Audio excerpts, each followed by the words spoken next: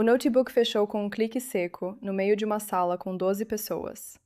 Ninguém disse nada. Ninguém discordou. Ela pegou a bolsa, passou a alça no ombro e saiu. Com licença, em voz baixa, quase inaudível. A reunião continuou como se ela nunca tivesse estado lá. E foi exatamente aí que o erro começou. Não com uma decisão errada num contrato. Não com um número fora do lugar. Com um clique. Com uma dispensa. Com a certeza arrogante de que algumas pessoas são descartáveis e que ninguém vai perceber a falta delas até ser tarde demais. Existe algo curioso no ambiente corporativo. Muita gente observa, acompanha, entende o que está acontecendo, mas poucos se posicionam. Aqui no canal acontece algo parecido. Mais de 95% das pessoas que assistem essas histórias não são inscritas. Só observam. E tudo bem. Mas se esses relatos fazem sentido para você, se você já sentiu o peso de ser subestimado dentro de uma empresa, deixa o like, se inscreve no canal e ativa o sininho. Porque a virada dessa história não vem com barulho. Ela vem de forma silenciosa, calculada, e você precisa ficar até o final para entender o tamanho do erro que essa empresa cometeu. O notebook fechou com um clique seco.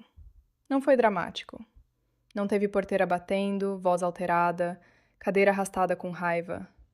Foi só aquele som pequeno, preciso, de quem encerra uma tarefa concluída. Valentina Meirelles pegou a bolsa devagar, passou a alça no ombro e disse, com licença, numa voz tão baixa que quase ninguém ouviu. 12 pares de olhos acompanharam ela até a porta. Alguns desviaram antes mesmo de ela sair. Rodrigo Faria já havia voltado a atenção para o slide na parede, como se o assunto tivesse sido resolvido com a mesma eficiência de cancelar uma impressão. A sala de reunião do 14º andar continuou. O projeto continuou. O mundo corporativo da Orion Engenharia continuou girando, sem Valentina, sem o relatório de 18 páginas que ela havia preparado, e sem a menor ideia do que havia acabado de acontecer. Valentina tinha 34 anos, e 6 deles dentro da Orion Engenharia e Incorporações S.A. Não era o tipo de pessoa que aparecia em foto na parede, que ganhava troféu no evento de fim de ano ou que o CEO citava em discurso. Ela era do tipo que resolve. Analista sênior de contratos e compliance, sua rotina era feita de cláusulas, prazos, subparágrafos e sistemas que a maioria dos colegas nem sabia que existiam. Chegava às 8 horas, abria o dia de Orion, o sistema de gerenciamento eletrônico de documentos da empresa, e passava o dia lendo o que ninguém queria ler. Contratos inteiros, adendos, atas de aditivo, correspondências com fundos de investimento. Era invisível para quem queria poder. E exatamente por isso, nunca havia sido ameaça para ninguém. Até aquela terça-feira. O Complexo Verona era o maior projeto da história da Orion. 280 milhões de reais em um empreendimento residencial comercial no Morumbi, financiado pelo fundo Brava Capital, com prazo de entrega que não podia escorregar nem 30 dias sem acionar penalidades contratuais pesadas. Era o projeto que todo diretor queria colocar no currículo, que aparecia em release de imprensa, que o CEO Henrique Castilho mencionava em cada reunião com investidores, como prova de que a Orion havia chegado a outro nível. E foi exatamente nesse projeto que Valentina passou os últimos 2 anos da vida dela, revisando cada linha do contrato com a Brava Capital, categorizando cláusulas, montando alertas de vencimento, sendo a memória viva de um documento que tinha 214 páginas e linguagem jurídica densa o suficiente para fazer advogado júnior chorar. Rodrigo Faria havia chegado a Orion 18 meses antes, vindo de uma incorporadora do interior que havia sido comprada por um fundo e reestruturada. Ele tinha um jeito específico de ocupar espaço.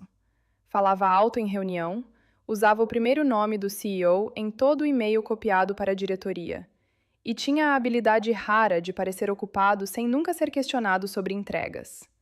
Cabelos grisalhos cortados rente, ternos de corte italiano e um Apple Watch que ele checava com frequência calculada, para parecer que alguém importante estava esperando sua resposta. Rodrigo não lia contratos. Rodrigo tomava decisões. E para ele, compliance era uma área de suporte, útil como a equipe de limpeza, e com aproximadamente o mesmo nível de acesso às conversas que importavam. Marcela Dutra tinha 4 meses de Orion, e um sorriso que chegava antes dela em qualquer sala. Indicada por Rodrigo, contratada como gerente de contratos, com um salário que Valentina só soube porque o RH esqueceu de restringir um campo no sistema interno, Marcela vinha de uma construtora pequena, onde havia gerenciado contratos de obras residenciais simples. Nada que chegasse perto da complexidade jurídica de um financiamento estruturado com fundo de investimento. Mas Marcela sabia fazer apresentação bonita no PowerPoint, sabia circular bem pelos andares altos e sabia, acima de tudo, concordar com Rodrigo no momento certo. Na reunião de terça-feira, enquanto Valentina saía pela porta, Marcela abriu o notebook dela com uma expressão de quem acabara de ser promovida. Nem olhou para o lado. Valentina desceu de elevador do 14º para o 9º andar em silêncio. Cumprimentou a recepcionista do setor com um aceno de cabeça, colocou a bolsa embaixo da mesa, ligou o monitor e abriu o JED Orion. O log depois registraria: acesso à pasta Complexo Verona, contratos principais, às 10h03, 6 minutos depois de ter sido dispensada da reunião. Ela abriu o contrato completo da Brava Capital. Todas as 214 páginas. Rolou devagar até a página 91. Cláusula 38b, parágrafo 4º, subitem I2. Leu com a atenção de quem já havia lido aquilo dezenas de vezes, mas dessa vez com um olhar diferente. Não era mais a analista responsável pelo cumprimento. Era só uma leitora. E o prazo ali na tela dizia: quinta-feira, dia 16. 2 dias. A cláusula 38b não era complicada. Era só invisível. Ela exigia que a Orion emitisse, a cada 90 dias, um relatório de conformidade contratual, assinado digitalmente por um profissional certificado em compliance, com carimbo de autenticidade no sistema DocuSign corporativo, e enviasse ao fundo até o último dia útil do trimestre. O não cumprimento não gerava notificação, não gerava prazo de cura, não gerava reunião de alinhamento. Gerava bloqueio automático. A próxima parcela do financiamento, R$ 15.400.000, programada para entrar na conta da Orion naquela semana, seria congelada sem aviso, sem carta, sem ligação. O sistema da Brava Capital simplesmente executava a cláusula como um código rodando sozinho num servidor. Valentina havia enviado o último relatório em outubro, dentro do prazo, como sempre. O próximo vencimento era quinta-feira.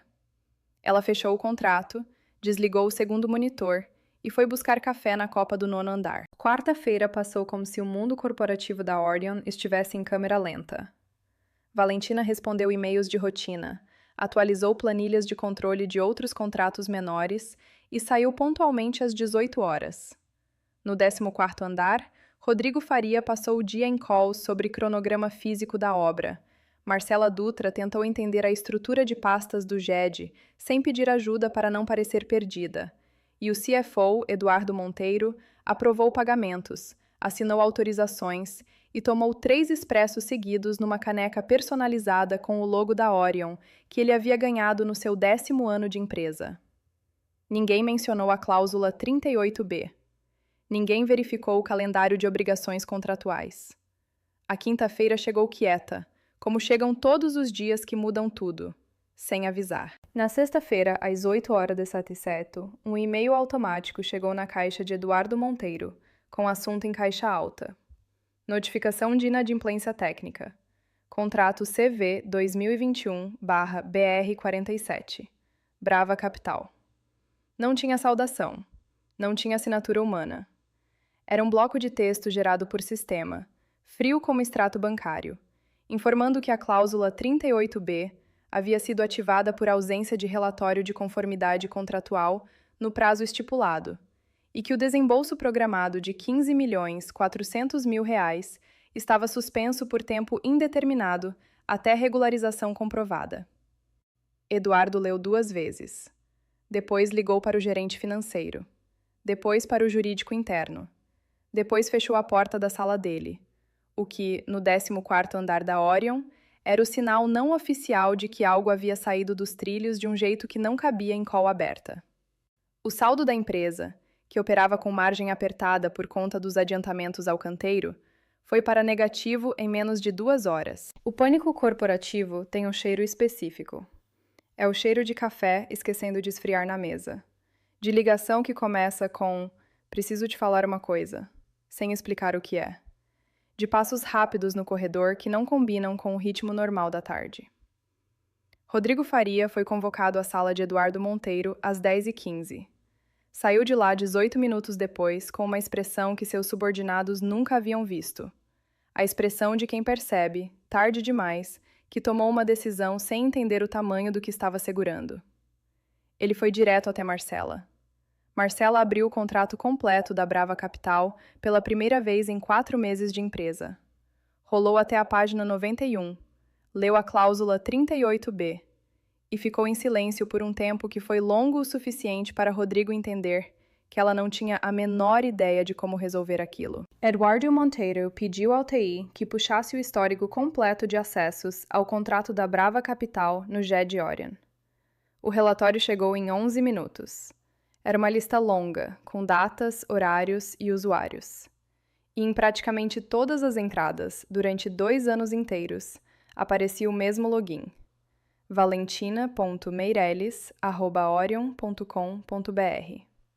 O último acesso estava registrado na terça-feira, às 10h03.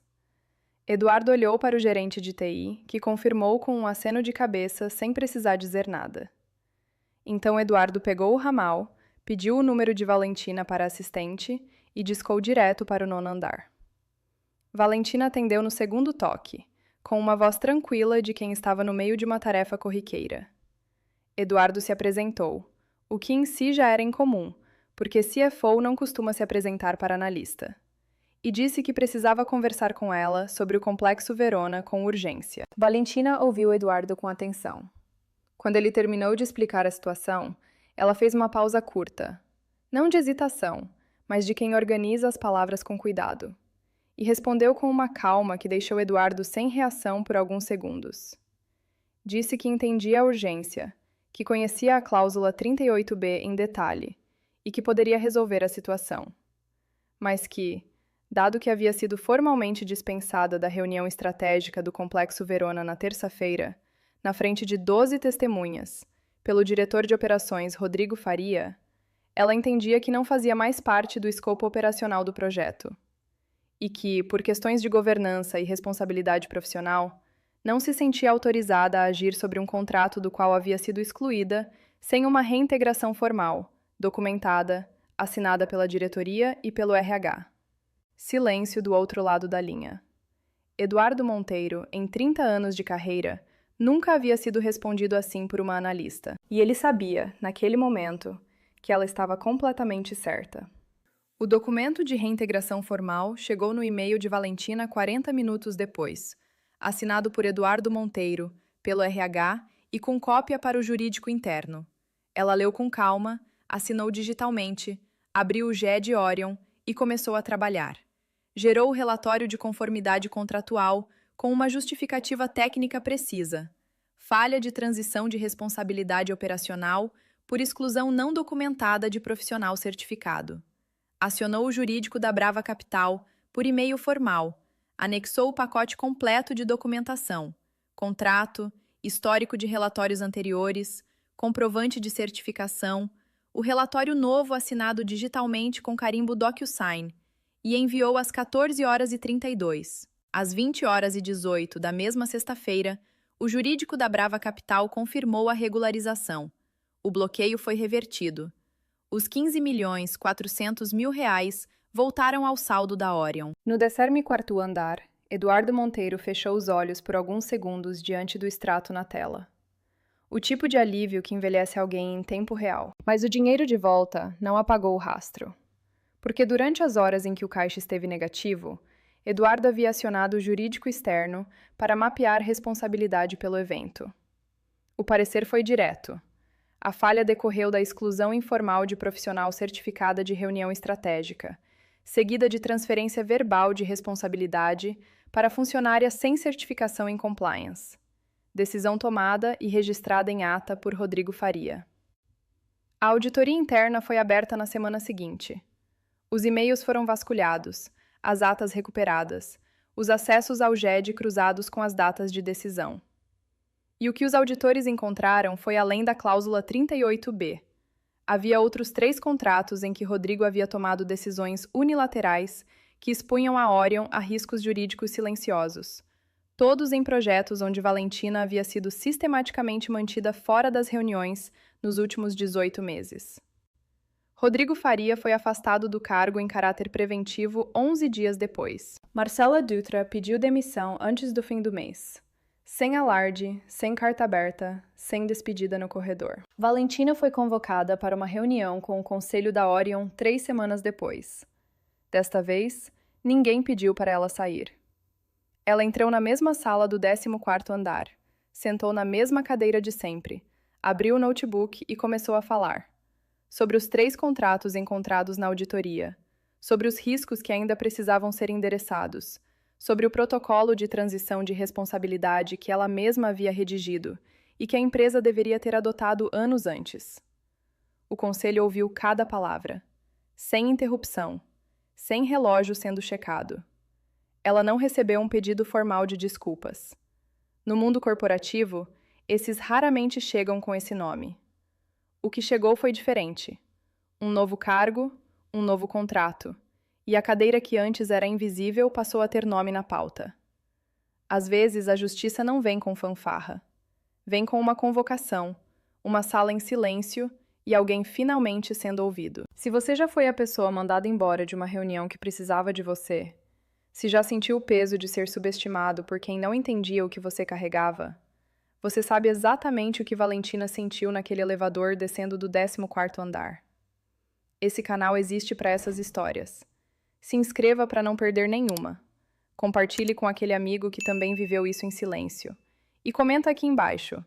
Você já foi o conhecimento invisível de alguma empresa e só perceberam quando você não estava mais lá?